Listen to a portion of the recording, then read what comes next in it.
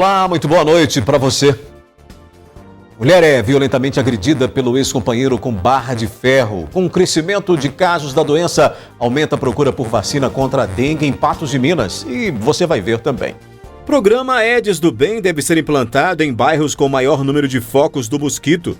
Incêndio destrói casa na zona rural de Patos de Minas. Os riscos da sinalização na estrada da Serrinha. Motoristas devem redobrar a atenção no trecho liberado para trânsito na Avenida Fátima Porto. Moradores reclamam de descarte irregular de lixo e mato alto em terrenos. Comerciantes cobram agilidade para serviços da Copasa. Biblioteca Municipal promove atividades durante o recesso escolar. Voluntários produzem fraldas de graça para pessoas carentes em Patos de Minas. Estas e outras notícias agora no NTV News.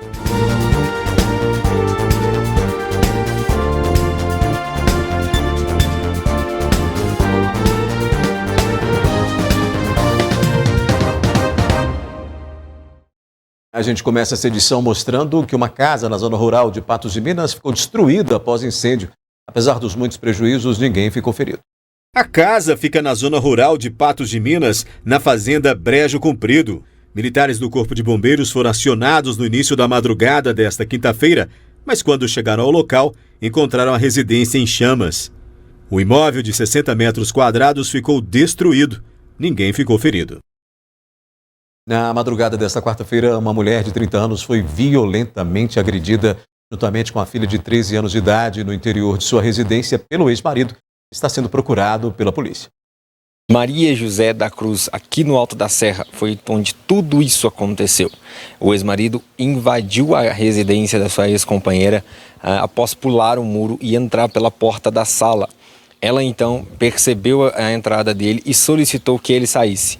Vale ressaltar que há um ano que eles estão separados e em outubro do ano passado ele já demonstrou não estar satisfeito com a separação. Veio até a residência e tentou agredi-la.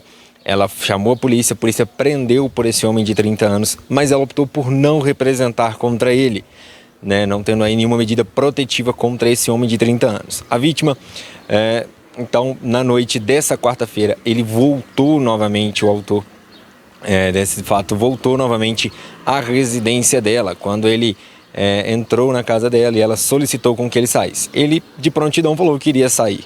E quando ela voltou a dormir, percebeu mais uma movimentação em sua casa. Quando ela se virou para olhar o que era, viu seu ex-marido com uma barra de ferro na mão, já pronta para lhe atacar. Ela tentou se defender, não conseguindo, sendo atingida na cabeça e ficando sem reação, desmaiada no local. Momento em que ele se aproveitou e desferiu mais golpes de barra de ferro na cabeça e pelo corpo dela.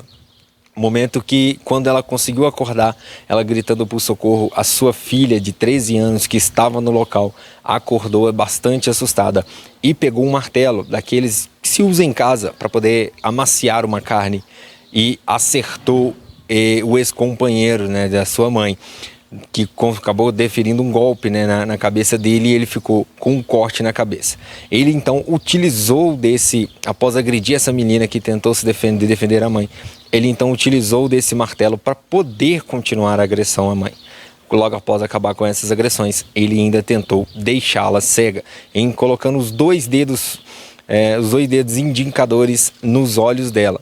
Não suficiente, não conseguindo ali fazer esse feminicídio, ele acabou fugindo do local na sua Honda Bis, que estava fora da residência, já que ele não conseguiu. A mãe, que ficou num estado de saúde bem crítico, que acionou a polícia militar aqui, os vizinhos, ela então foi encaminhada à Santa Casa de Misericórdia de Patos de Minas com suspeita de traumatismo crânioencefálico e apresentando lesões no couro cabeludo com necessidade de sutura na região, além de reclamar de fortes dores na região do abdômen, tórax e também de membros e cabeça. A Polícia Militar segue o trabalho para poder localizar esse homem que foi, né? A Polícia Militar foi até a sua residência e não o encontrou. Encontrou apenas a moto dele e ainda não encontrou esse homem. A Polícia Militar segue fazendo o trabalho para poder localizá-lo dessa tentativa de feminicídio contra sua ex-companheira. Esta semana foi publicada a lei que aumenta as penas para quem comete crimes contra crianças e adolescentes. Para os especialistas, além do endurecimento da legislação, a garantia de proteção dos mais vulneráveis passa pelo acolhimento e empenho de toda uma sociedade. A Constituição Federal assegura às crianças e adolescentes absoluta prioridade na garantia de seus direitos e na proteção contra qualquer tipo de violência. Mas os números têm mostrado que o artigo 227 não tem recebido a atenção necessária. De acordo com informações da Secretaria de Justiça de Minas Gerais, os casos de violência contra crianças menores de 11 anos têm crescido no estado. Entre 2022 e 2023, houve aumento de 25% em casos de lesão corporal, 22% para vias de fato e agressão e 4% para abuso sexual. Lidando com esse assunto todos os dias, como acontece aqui no nosso instituto, a gente vê que as leis, na verdade, elas são muito brandas em relação aos criminosos, né? As vítimas são sempre as mais prejudicadas, apesar de haver o atendimento diferenciado, né, para esse tipo de crime, a escuta especializada, em muitos locais não existem as delegacias especializadas para isso. Ainda falta muito para que chegue num nível aceitável, né, porque nós estamos caminhando a passos lentos em relação à proteção à criança. Desde segunda-feira, 15 de janeiro, está em vigor no país mudança nas leis de proteção à criança e ao adolescente. A Lei 14.811 modifica o Código Penal, a Lei dos Crimes Hediondos e o Estatuto da Criança e do Adolescente e torna mais rigorosas as penalidades para crimes contra essa população. O que a gente precisa começar a conversar e entender é que o cuidado com crianças e adolescentes tem que vir do lugar cultural e social, que é bem diferente desse da penalização. Porque qualquer pena que eu coloque, seja de uma pena maior, mesmo que eu tenha a ideia de que eu aumentando a pena, eu vou fazer com que eu repila com que façam atos, né, de maior gravidade com crianças e adolescentes, ou que eu não cometa atos com crianças e adolescentes, quando esses acontecem, não tem pena nenhuma que repare. Pais, responsáveis, parentes próximos e até professores podem e devem atuar como aliados do poder público na defesa das crianças e dos adolescentes. Alguns sinais podem ser cruciais para identificar uma vítima de abusos. Existem indicativos comuns, né? Como, por exemplo, mudanças de comportamento, a criança apresenta alteração de humor repentina, uma agressividade sem motivo aparente, né? Introspecção e, às vezes, ataques de raiva, né? E vergonha, resistência em estar próximo de alguém, seja um parente, seja mesmo pais, avós, ou amigos da família, enfim.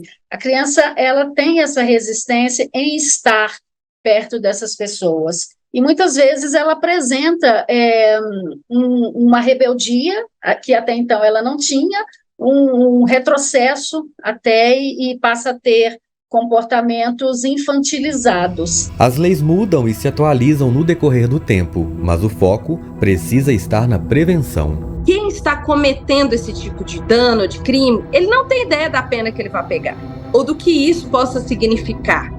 Quem vai aplicar isso vai ser o juiz, vai ser os advogados que vão fazer ali o melhor, todo mundo tem direito à defesa, né? Então a melhor defesa possível, mas o que a gente precisa fazer é, antes de chegar nessa questão da lei, que é a coisa que eu mais bato, né? Da aplicação da lei. O que a gente precisa é de uma mudança cultural e social, de entendimento de que toda uma comunidade deve proteger uma criança e os adolescentes. Nada é tão efetivo quanto a informação. Com ela, é possível aprender sobre direitos e deveres. É preciso que se tenha um diálogo franco e aberto com as crianças, que se fale sobre o assunto todos os dias, quais são as partes íntimas do corpo dela, porque muitas vezes a criança ela não sabe nomear as partes íntimas, ela é conhecida porque o pai, a mãe, alguém deu aquele apelidozinho engraçado, e não tem problema nenhum sobre isso, mas ela precisa saber o nome correto. Mesmo que ela trate como o apelido da parte íntima dela, mas ela precisa saber nomear, porque caso aconteça algo ela consiga chegar para o adulto de confiança, seja pai, mãe, avô, professor, ela consiga chegar e relatar o que está acontecendo. Para denunciar os casos de violência contra crianças e adolescentes, os canais são o Disque 100, Polícia Militar 197 Polícia Civil 97 e a Polícia Militar 190, além dos conselhos tutelares dos municípios. E para conhecer e ajudar o Instituto Mila, mostrado na reportagem, basta entrar no site institutomila.com. Entre lá e participe, colabore.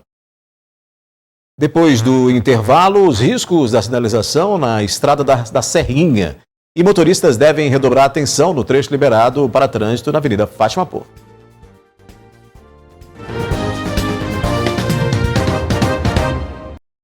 Equipes do Corpo de Bombeiros atenderam na tarde de hoje uma ocorrência de acidente com trator em estrada rural, em uma estrada no meio rural do município de Presidente Olegário. O condutor de 64 anos dirigiu o veículo acoplado a um reboque quando a máquina agrícola ganhou velocidade. Na tentativa de parar o trator, ele jogou a direção contra um barranco na lateral da via, porém o eixo dianteiro quebrou e o veículo tombou, parando com as rodas para cima, prensando o corpo do condutor contra o solo. Após os trabalhos da perícia, a equipe de bombeiros realizou a retirada da vítima, que já estava sem vida. Estrada da Serrinha, que por vezes ou por diversas vezes sofreu com a falta de cuidados, agora tem nova sinalização. Mas essa sinalização tem provocado risco aos motoristas. O encontro da Estrada da Serrinha com a BR-365 sofre bastante com acidentes. No local, há grande fluxo de veículos, inclusive de caminhões que trafegam em alta velocidade. Em setembro do ano passado, um grave acidente tirou a vida de um homem que foi atingido por um caminhão quando tentava atravessar a rodovia com sua motocicleta em direção à Estrada da Serrinha. No dia 9 de janeiro, novamente um homem morreu em mais um grave acidente. Outras 2 pessoas da mesma família foram socorridas em estado grave. A fatalidade envolveu um Toyota Corolla com 4 ocupantes e um caminhão. O motorista do carro, de 32 anos, morreu no local. A filha do casal, de 8 anos, e a mãe, de 31 anos, ficaram presas às ferragens e foram socorridas em estado grave. Um bebê foi socorrido por testemunhas antes mesmo da chegada dos militares. Um dos principais pontos de reclamações aqui pelos motoristas, depois de tanta melhoria que aconteceu na Estrada da Serrinha, é a questão da sinalização. Carretas passam em alta velocidade, carros e demais veículos precisam acessar a marginal aqui da Serrinha para poder ir sentido Serrinha, Quem está vindo de Patrocínio sentido a Patos, e quem vem de Patos a Patrocínio. Fica essa reclamação de que está muito mal sinalizado, e isso acaba trazendo muita preocupação aos motoristas de como acessar de maneira tranquila e com segurança ao novo acesso à Estrada da Serrinha. Péssimo, falta principalmente daquele lado de lá, ó, muito mal sinalizado aqui. Eu acho que merecia algo melhor aqui, viu? Porque isso aqui é um lugar de muito tráfego, muito perigoso. Inclusive já teve alguns acidentes aqui, né?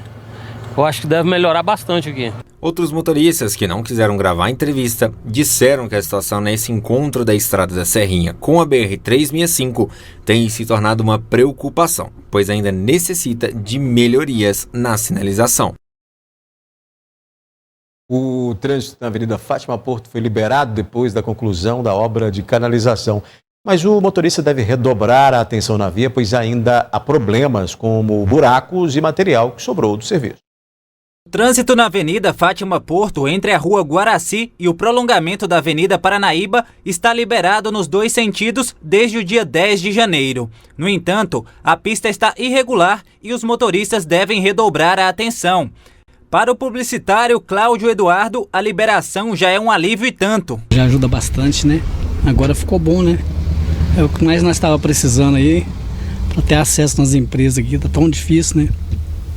Mas agora com certeza vai melhorar muito. Os custos das etapas já concluídas é de aproximadamente 12 milhões. Durante o período de fechamento para a canalização do trecho na Avenida Fátima Porto, o percurso de Cláudio até o trabalho era mais demorado e cheio de desvios. Foi bem diferenciado, complicado demais.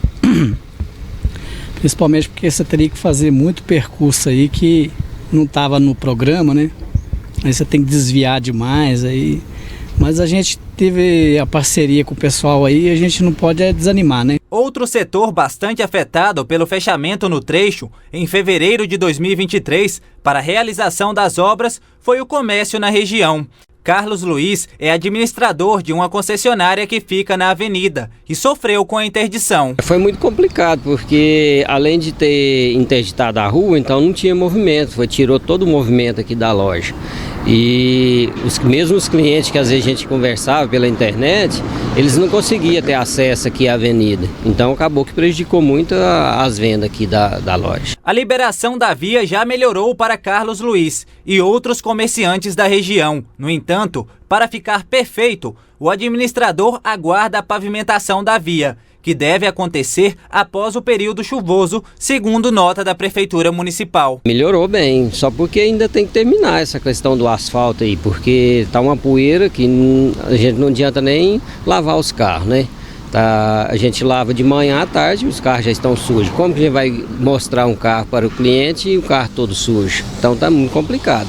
Precisava deles terminar esse asfalto e lavar pelo menos a rua, para a gente poder dar manutenção normal, né? Lilian Reis também é comerciante na região e teve as vendas prejudicadas com a interdição. Todavia, reconhece a importância da obra e viu com surpresa a liberação antes do prazo previsto. A obra da faixa Porto, ela impactou, né, no comércio em geral, diretamente nós, porque nosso cliente não conseguia vir na loja, mas é uma obra necessária, uma obra assim, muito importante para Patos de Minas e região também, que trafega nessa via. Realmente assim, a gente teve uma queda nas vendas, mas agora a expectativa é grande, uma melhora muito significativa, ainda mais que foi agora em janeiro, para nós foi uma surpresa, foi muito bom ter liberado. A Prefeitura de Patos de Minas informou que o município fez reparos para liberar a pista até que termine o período chuvoso e então possa ser feito o asfaltamento.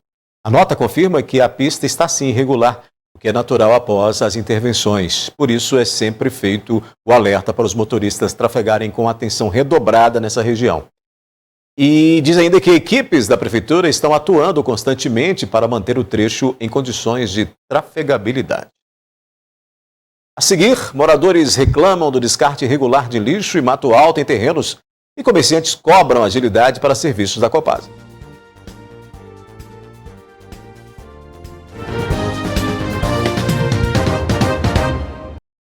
Agora tem mais reclamação de sujeira com mato alto em lotes vagos em Patos de Minas, desta vez no bairro Abner Afonso, onde também tem ocorrido descarte irregular de lixo. A residência da técnica em enfermagem Ana Paula fica localizada na rua Maria Borges da Silva, bem em frente à área de cerca de 45 lotes cobertos pelo mato. O mato está muito alto e o pessoal sai do meio do bairro, joga lixo aqui, está tendo muitos casos de dengue, muitos casos mesmo. Além do mato alto, no local está sendo descartado lixo irregularmente. Segundo ela, tem ocorrido casos de dengue na vizinhança. Os focos podem ter origem no matagal. A senhora que mora aqui do lado acabou de ir de novo para o hospital com dengue. E tem outros casos também de dengue aqui na rua. E com esse período de chuva, a preocupação de Ana Paula e dos moradores da região aumenta mais com a chuva, com o período de chuva, porque vai muito foco de dengue, né? Além disso, o mato alto tem trazido até as residências animais indesejados. De vez em quando você acha um escorpião, já apareceu algumas cobras também aqui, rato. O que a moradora do bairro Abner Afonso pede é uma ação rápida, seja de quem for. É uma ação rápida da prefeitura ou do dono do lote para estar limpando para a gente. A Prefeitura orienta que o morador deve formalizar as denúncias nos canais oficiais, o telefone 38229115, o e-mail ouvidoria-município@patosdeminas.mg.gov.br ou pelo aplicativo o Conecta Patos. Comerciantes do bairro Morada do Sol estão indignados com um buraco feito durante um serviço, aberto ali durante o serviço feito pela Copasa há cerca de 2 meses na Avenida Patrício Filho, e esta demora para a finalização tem incomodado. Luiz é proprietário de uma barbearia no bairro Morada do Sol, em Patos de Minas. E bem próximo ao estabelecimento, na via pública, um problema que há 2 meses não é resolvido. Uma obra feita pela Copasa. Na época eles vieram aqui, né, fizeram um buraco para fazer a ligação da água da casa. E falaram que entre 15 dias, 10 dias, ele ia vir para tampar o buraco. E não foi feito. Conforme as chuvas, foi chover naquela época, e o buraco afundou muito. Até porque eu já presenciei aqui, pelo menos, que eu estou aqui uns 4 pneus furados, fora o risco dos acidentes. Ele conta que por diversas vezes solicitou à companhia que fizesse os reparos, mas que só ouviu promessas e nenhuma solução. Até que resolveu tentar com a prefeitura. Eu liguei lá, eles tinham previsão até dia 8 para tampar. Liguei lá, eles falaram, não, a gente vai tampar hoje mesmo. Aí não tampou dia 8, dia 10, foi no mínimo umas 5 ligações que eu fiz lá. E eles sempre falando que não, hoje mesmo, no máximo amanhã cedo, a gente vai vir tampar. E não foi o que aconteceu. Igual como vocês podem ver aqui, é um buraco grande numa avenida, né, que tem a escola Caíca aqui, é uma avenida de bastante movimento e que está trazendo muito transtorno aqui, né, para o nosso bairro. Até eu mandei uma mensagem para o Falcão, né, já que eu entrei em contato várias vezes com a Copasa, não teve, falei, vou apelar para o prefeito. Mandei mensagem para ele foi muito atencioso comigo, falou, não, amanhã mesmo vou mandar uma equipe para ir. E assim foi feito. No outro dia veio uma equipe aqui, só que aí quando eu fui falar com eles para tampar o buraco, eles simplesmente falaram comigo, não, isso aí já é responsabilidade da Copasa. Até que eles tamparam um buraco aqui a 20 metros, desse aqui, mas esse aqui eles não tampou, eles falaram que era responsabilidade da Copasa. Diante da situação, ele resolveu chamar a equipe de jornalismo da NTV, na expectativa de que o problema seja sanado. Tá fazendo aí, Deus que eles cortaram, tá fazendo quase 2 meses, né? Sem falar a sujeira que eles fizeram no muro, porque como é uma avenida, os carros passam em alta velocidade. Eles caíam no buraco, jogavam lama no portão. Não sou eu que moro aqui, mas o rapaz que mora aqui tem reclamado bastante comigo. E essa pintura nova, tem 1 mês que fez ela, que ele reformou a casinha dele. Sobre isso, a Copasa informou que a recomposição da via foi executada nesta quinta-feira. A companhia esclareceu que no local foi realizada uma ligação de água, mas demorou 2 meses para poder solucionar esse buraco aberto, esse corte aí no asfaltamento. É muito tempo. O jornalismo da NTV tem acompanhado um problema de vazamento de esgoto no bairro Jardim Esperança. Após a denúncia, equipes da Copasa estiveram no local para fazer a manutenção e deram prazo de 2 dias para finalizar o serviço. E até o dia 15 para reparar o asfalto no local. Nossa equipe retornou nesta quinta-feira para conferir o andamento da obra. A denúncia veio de uma comerciante no bairro Jardim Esperança. Na época, ela denunciava um vazamento de esgoto na porta do comércio dela que há anos vinha gerando transtornos. O problema era na Avenida João Batista Rodrigues. A tampa do bueiro estava encoberta por água e esgoto. De acordo com as informações apuradas pelo jornalismo da NTV, o local estava nessa situação há pelo menos 9 anos. Sempre que a companhia responsável era solicitada, o problema era solucionado temporariamente, mas em pouco prazo voltava a vazar. A reportagem foi veiculada pela NTV no dia 8 de janeiro. A companhia informou que já estava ciente da situação, que o problema ocorria devido à canalização irregular de águas pluviais na rede de esgoto e que os reparos seriam feitos até o dia 10 de janeiro. No dia 9, a comerciante encaminhou novos vídeos, informou que a companhia esteve na avenida, fez os devidos reparos, mas que ainda assim houve vazamento após uma chuva. Ainda no mesmo dia, ela contou que foi informada que no dia 15 de janeiro, uma equipe faria a reposição asfáltica. Nesta quinta-feira, dia 18, estivemos na Avenida João Batista Rodrigues mais uma vez. A comerciante informou que não houve novos vazamentos. Entretanto, o asfalto ainda não havia sido reposto. Nós questionamos sobre isso também. A Copasa informou que a manutenção na rede de esgoto foi realizada no dia 10 de janeiro. Devido ao período de recesso das empresas fornecedoras de matéria-prima no início deste ano, a previsão, de acordo com a companhia, é de que a recomposição asfáltica seja executada nesta sexta-feira, tanto amanhã, A seguir, o programa Aedes do Bem deve ser implantado em bairros com maior número de focos de mosquito em Patos de Minas. E com a alta de casos da doença, aumenta a procura por vacina contra a dengue.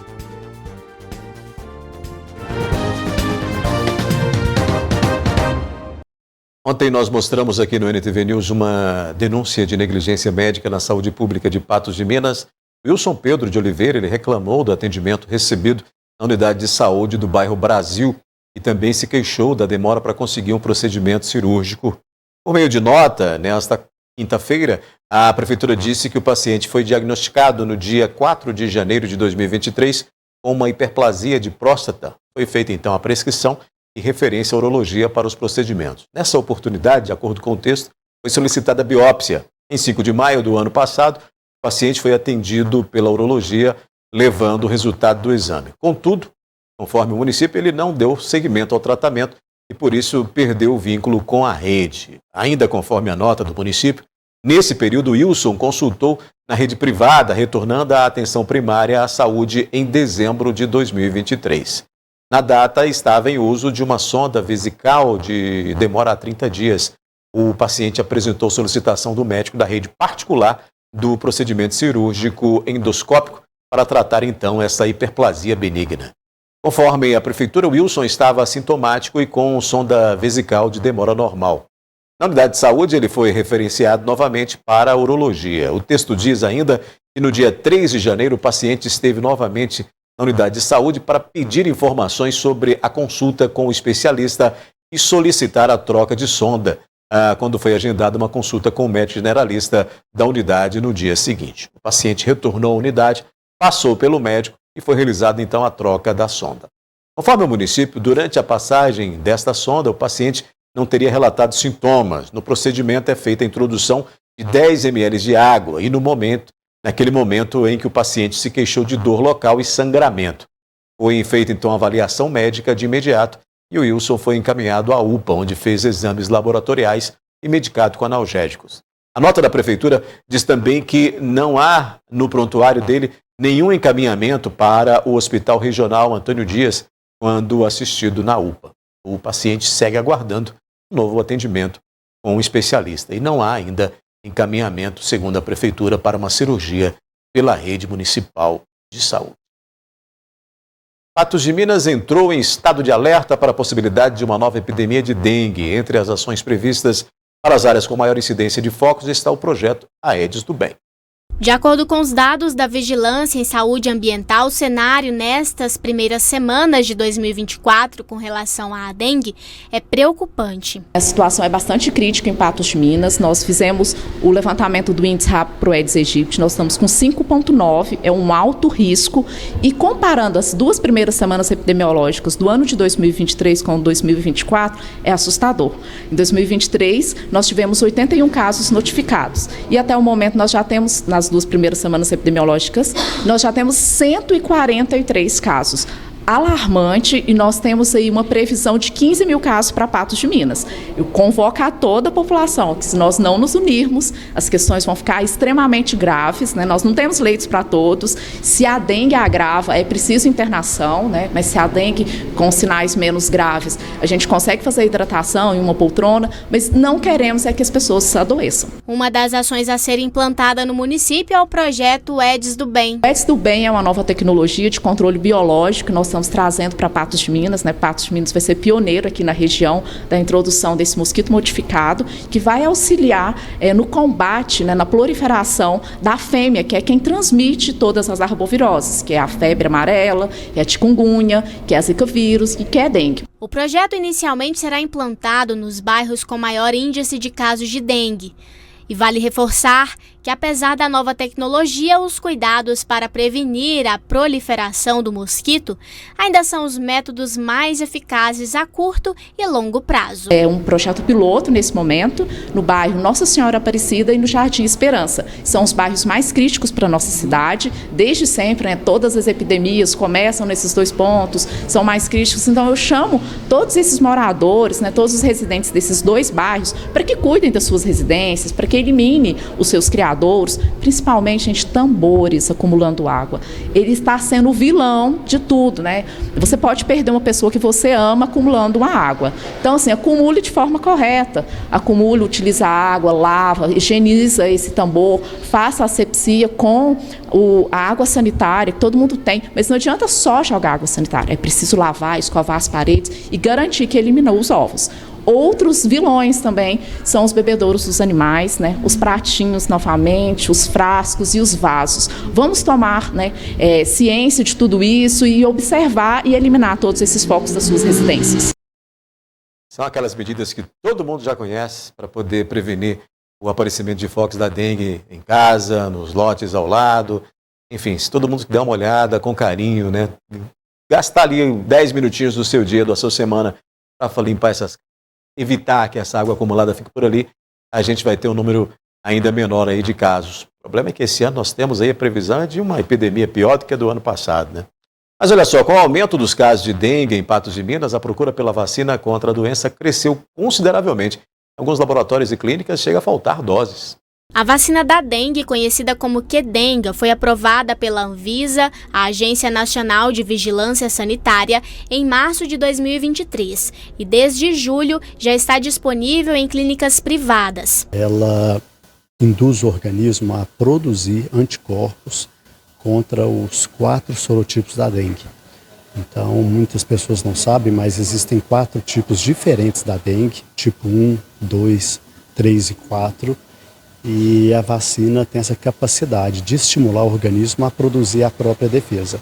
Então, a partir do momento que a pessoa tem um contato com a vacina, na próxima vez que ela tiver o contato com o vírus, ela já conhece esse vírus e vai produzir uma defesa bem rápida para não ter a situação de ficar doente.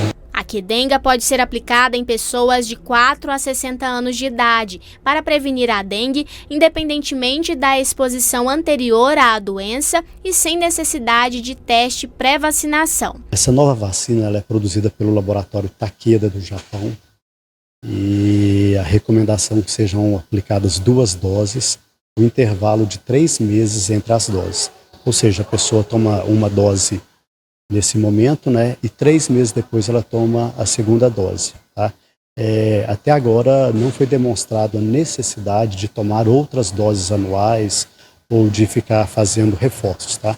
Então a gente sabe que após 10, 15 anos tem resultados acima de 75% de eficácia com essa nova vacina. No fim de dezembro, o Ministério da Saúde incorporou a vacina contra a dengue ao SUS. E o Ministério da Saúde informou que deve priorizar a faixa etária de 6 a 16 anos na aplicação da vacina contra a dengue. O país vai adquirir cerca de 5.200.000 doses da Qdenga. O quantitativo deve possibilitar a vacinação de até 3 milhões de pessoas, já que o esquema vacinal prevê 2 doses. Na rede particular, cada dose custa em média R$ 420. Em Patos de Minas, diante do aumento de casos, a demanda pela vacina é alta. A demanda contra a vacina da dengue é grande, tá?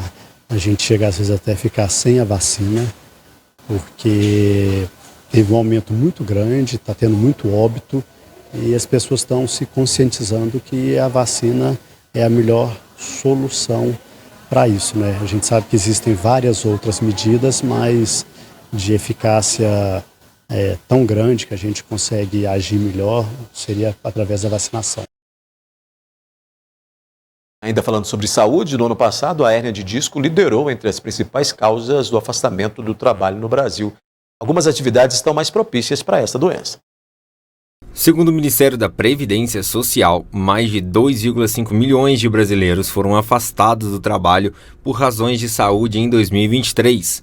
A hérnia de disco foi a principal causa, seguida de dor na lombar. O disco, né, nós estamos falando da hérnia, ele é uma estrutura que fica na coluna, entre os ossos. Ele é responsável pelo amortecimento e pela flexibilidade, né, da coluna. E ele tem um ligamento forte ao redor, que a gente chama de ânulo fibroso, que seria essa parte rosa mais escura aqui. E ele tem um conteúdo que é mais gelatinoso, que a gente chama de ânulo pulposo. Então, com o passar do tempo, vai rompendo esse anel e tem uma tendência do conteúdo sair, como se fosse isso aqui, ó. E aí forma a hérnia, que vai comprimir o nervo, que é essa estrutura que está saindo aqui, que são as raízes dos nervos. E isso é que a gente chama de hérnia de disco. Diversos são os motivos que podem provocar a hérnia de disco. Tem sim algum componente genético e tem também a questão física. Por exemplo, as profissões em que tem muita sobrecarga da coluna, com movimentos repetitivos, que às vezes a ergonomia não está muito legal, ou pessoas que são muito sedentárias, profissões, né, que precisam ficar muito sedentários e também são propensos a ter a hérnia de disco. Obesidade, cigarro, tudo isso são fatores de risco. Os motoristas, de uma forma geral, né, as profissões que dirigem, pelo fato de ficar muitas horas sentado, e também são sedentários na maioria das vezes, né, porque estão o tempo todo no carro, e eles são propensos a ter hérnia de disco. Então é uma das profissões que são propensas à hérnia. Uma das principais profissões que pode ocasionar a hérnia é a de motorista. João, que está nesse ramo há mais de 20 anos, sempre procura manter os exames em dia para que a saúde possa andar segura. Eu trabalhei por 20 anos com caminhão, graças a Deus, nunca tive problema nenhum, mas eu já ouvi, né, já vi relatos na estrada de pessoas que têm que às vezes abandonar a profissão por isso. Todo ano eu faço um check-up completo, faço todos os exames necessários, sabe? E graças a Deus nunca tive nenhum problema nesse sentido, né? O especialista passa dicas importantes para os cuidados em relação à hérnia de disco. Alguns fatores que podem ajudar a prevenir: atividade física frequente, regular, manter sempre um peso adequado, hidratação oral, né? Você tomar bastante líquido para ajudar a hidratar os discos, ergonomia no trabalho, forma correta de se pegar peso, de se abaixar. Esses são fatores que podem te ajudar a prevenir.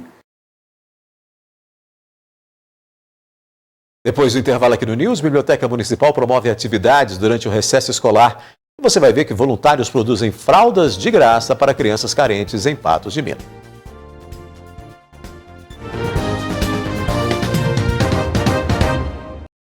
Agora a gente mostra uma boa iniciativa. Você vai conhecer a história de um grupo de voluntários de uma associação em Patos de Minas que se reúne toda semana para produzir fraldas geriátricas. Tudo o que produzem é entregue a famílias carentes. A Associação Promocional e Assistencial dos bairros Guanabara e Copacabana é uma instituição sem fins lucrativos. Todos aqui são voluntários em uma causa social. Eles produzem fraldas geriátricas para doação. Em 2022 nós iniciamos. Então, 2022, 2023, já fabricamos fraldas, já beneficiamos, né, mais de 40 famílias, isso semanal, mensal. Nossa capacidade é de 20 famílias por mês. Se tiver a vaga, nós encaixamos e começamos a distribuir em torno de 3 pacotes de 20 fraldas por mês, por família. E também nós fazemos as visitas, no momento da visita, se tem outras carências, por exemplo, de remédio, se precisa de outros itens que da família necessita, também nós tentamos ajudar nesse ponto. Desde quando adquiriram a máquina para a produção das fraldas, são produzidas cerca de 1.200 fraldas por mês em um ano. Há uma assistente social que faz uma visita a essas famílias a partir do cadastro que é feito na instituição. E dentro dos critérios avaliados e da quantidade de vagas disponibilizadas, cada família atendida recebe 3 pacotes com 20 fraldas cada por mês. De 2022 até 2023, no ano passado, nós chegamos a fabricar em torno de 11 mil fraldas, fabricadas e doadas, né? Francisco conheceu o trabalho há cerca de 2 semanas e já se encantou pela atividade. Hoje ele é um dos mais de 40 voluntários que realizam a produção das fraldas e conta que fica muito satisfeito em poder colaborar com a comunidade. A segunda semana que a gente vem aqui, né, estamos inteirando, aprendendo, né, e doar um pouco do nosso tempo, com certeza, aqueles mais necessitados, que é o que todo mundo que tiver um tempinho disponível, eu acho que deveria saber. A população também pode colaborar, seja com doações via Pix ou mesmo comparecendo à associação para ser voluntário. A associação fica na rua Saul Valadares, número 85, bairro Copacabana. E as atividades são realizadas nas quartas-feiras à tarde e nas quintas-feiras à noite. As pessoas que quiserem ajudar podem vir aqui na associação, se apresentar como voluntários, né, tanto em doações também com o trabalho voluntário. Nós temos hoje mais de 40 pessoas que fazem esse trabalho voluntário aqui na associação, semanal, todas as quartas, e a quarta à tarde e quinta-feira à noite. Com atividades voltadas às crianças, a Biblioteca Municipal João 23 promove uma programação diferente para esse período de recesso escolar. A programação para o período de férias contará com atividades que vão até o dia 31 de janeiro. Para iniciar de modo especial, foi realizado na Biblioteca João 23 uma contação de histórias, dedicada ao público infantil. Quem dá mais detalhes é a bibliotecária Marcela Garcia. Essa é uma atividade das férias da biblioteca, que é a segunda edição, que férias na biblioteca também é diversão, e foi uma atividade que foi bastante abraçada pelos pais, pela população. Mais uma vez eu volto a falar que na verdade são as crianças que trazem os pais para a biblioteca e não o contrário. E já estava na expectativa, desde dezembro os pais estavam perguntando se íamos ter as atividades novamente e estavam aguardando a nossa programação com bastante expectativa. Marcela reforça a importância do caráter lúdico das contações de história, que servem para prender a atenção dos pequeninos. Mexe com o imaginário da criança, a expectativa do que está por vir. Essa questão do imaginário, essa questão do lúdico, ela é muito importante, né? E isso vai retratar nos livros, né? Porque o livro faz com que ela imagine o personagem da forma que ela quiser. E a caracterização, a entonação da voz, a participação, a possibilidade deles mexerem com a criança. Clara Queiroz é atriz e participou da apresentação. Ela conta que a história apresentada ao público, denominada O Anel que Virou Concha, trata-se de uma adaptação do texto Ciranda do Anel, da escritora brasileira Beatriz Bedran. Ela é da Bia Bedran, que é uma musicista incrível, brasileira, que trabalha com crianças há mais de 50 anos. E na história original é uma história bem curtinha, coisa assim de 5 minutinhos, que ela trabalha com a música. Então nós pensamos assim, como que a gente pode fazer que essa história dure mais tempo, a gente trazer mais personagens, trazer falas. A gente transformou essa pequena música, que é uma mini contação de história, essa contação de história um pouco mais estendida, que é a história de uma menina que era apaixonada pelo mar, e um dia o mar decide levar o anel dela. E ela decide procurar esse anel e ela vai ficando muito triste por essa perda. E é uma história sobre procurar as coisas e sobre aceitar as perdas também. O ator Lincoln Alencar não teve tarefa fácil. A missão do artista era interpretar 3 personagens da mesma história. Ou, como diria Guimarães Rosa, história. Dentro dessa história, que é a história que a menina que perdeu o seu anel no mar, que trata também sobre perdas, eu vou estar executando 3 personagens, que são uma baleia, a sereia e o pescador, que são personagens, são figuras de dentro do mar, dentro desse folclore mais praiano. Vinícius Caetano fez a sonoplastia da apresentação e cuidou para que o som remetesse ao universo do texto, como o som calmo e marítimo. Hoje eu trouxe bem na vibe de músicas de ninar mesmo, porque a história se fala de uma criança que ela está bastante triste pela perda do seu anel. Então as músicas elas são bem calmas e bem tranquilas. Gabriele Bárbara leva as filhas de 9 e 2 anos até a Biblioteca João 23. Para ela, esse é um ambiente que ajuda na formação das crianças. Eu acho que esse contato com os livros, com a leitura, principalmente nesse mundo cada vez mais digital, é muito importante para despertar, né, a imaginação das crianças, justamente, né? Então, o vocabulário, né, o aprendizado, a leitura, né? Então, acho que muito importante, a gente sempre tem esse costume, né? Ainda bem elas gostam, têm o prazer pela leitura, né?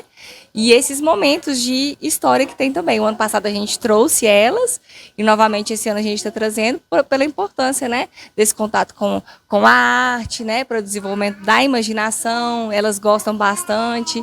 A Cecília, de 9 anos, filha de Gabriele, veio para a contação de história e já tem o hábito da leitura introduzido em sua vida. Eu gosto muito de ficar aqui, pegar os gibis.